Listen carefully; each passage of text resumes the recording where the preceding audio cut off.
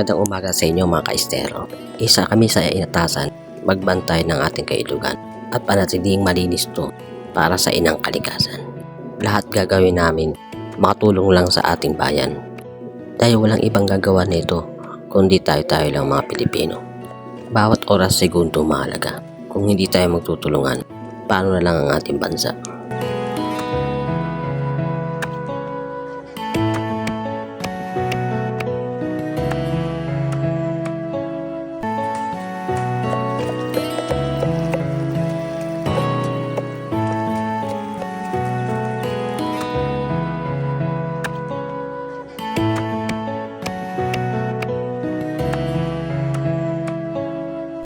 Bago natin sisihin ng iba, sisihin muna natin ang mga sarili natin kung bakit tayo binabaha.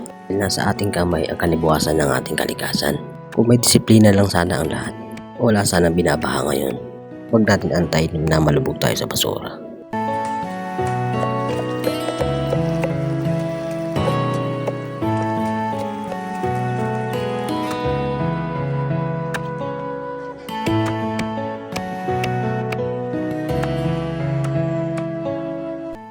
Ang lahat ng paghihirap namin at sakripisyo para sa inang bayan. Hindi lang naman kami makikinabang dito, kundi tayong lahat, pati sa susunod na henerasyon. Sana bumalik na yung bayanihan sa ating bayan, yung pagkakaisa sa bawat barangay, bawat bayan, bawat bansa, may paninindigan.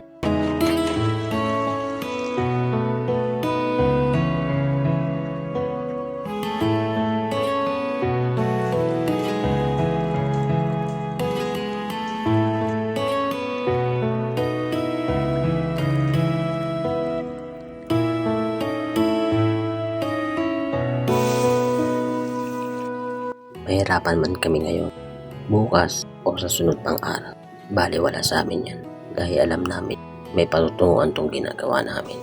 Kutyain man kami ng iba, maliitin sa ginagawa namin, okay lang yan sa amin. Basta kami lalaban kami ng patas, yung wala kaming tatapakan tao. Itutuloy namin ang laban kahit konti lang naniniwala sa amin. Dahil ang laban na to, hindi lang sa amin, kundi para sa ating lahat.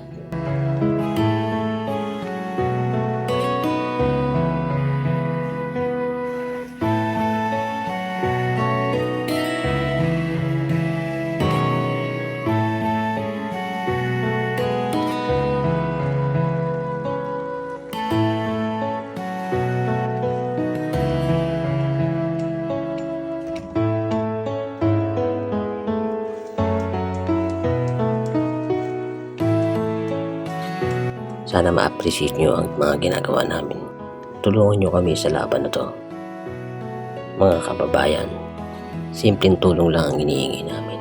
Maging disiplinado kayo sa inyong pamamahay, lalo sa mga basurang tinatapon nyo. At pangalagaan nyo ang inang kalikasan para sa ating kinabukasan.